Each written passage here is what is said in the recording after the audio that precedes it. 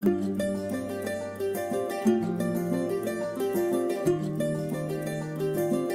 just focus on my moments. Safety of women in India has become a major issue in India. Now the crime rates against the women in the country have only risen to a great extent.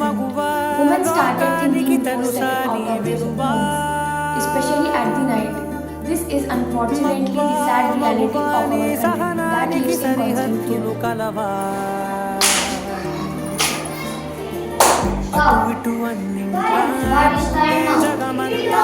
పరుగులు అనుపని రంగంతా అననే అనవంట వెలుగులు పూస్తావు వెళ్ళేదారంతా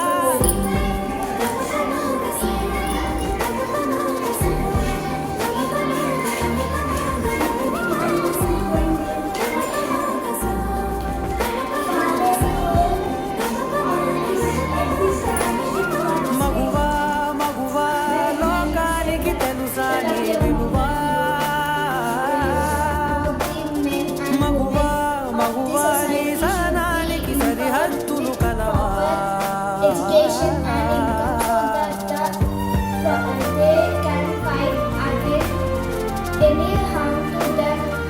The safety of women can simply start from your home.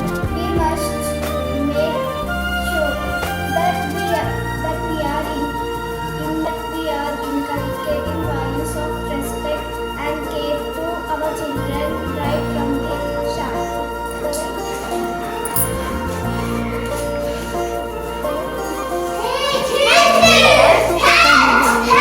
పారకపోతే ఈ భూమికి తెగవారదుగా గాజుల చేయకపోతే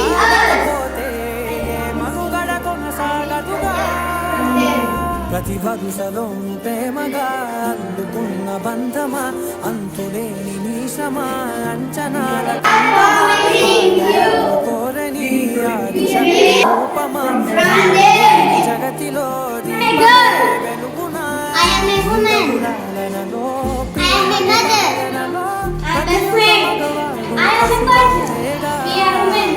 ఎందరి పెదవులలో ఏ చిరునవ్వున్నా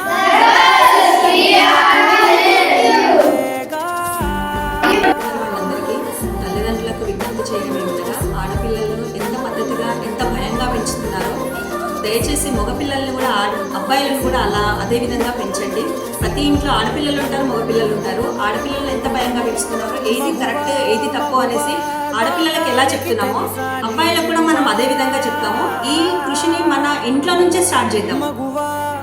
ఇంకొకటి అబ్బాయిలను కూడా అదే పద్ధతిలో పెంచితే ఏమైందంటే నిర్భయ లాంటి సంఘటనలను ఇకపై చోటు చేసుకోకుండా ఉండేందుకు మనవంతి కృషిని మనము మన నుంచి స్టార్ట్ చేద్దాం అనేసి. ఇంకొకటి అమ్మాయిల దుస్తుల కారణంగానే ఇటువంటివన్నీ చాలా చోటు చేసుకుంటున్నాయి అనేసి.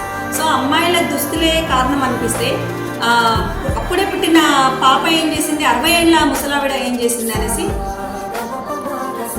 క్వశ్చన్. Thank you.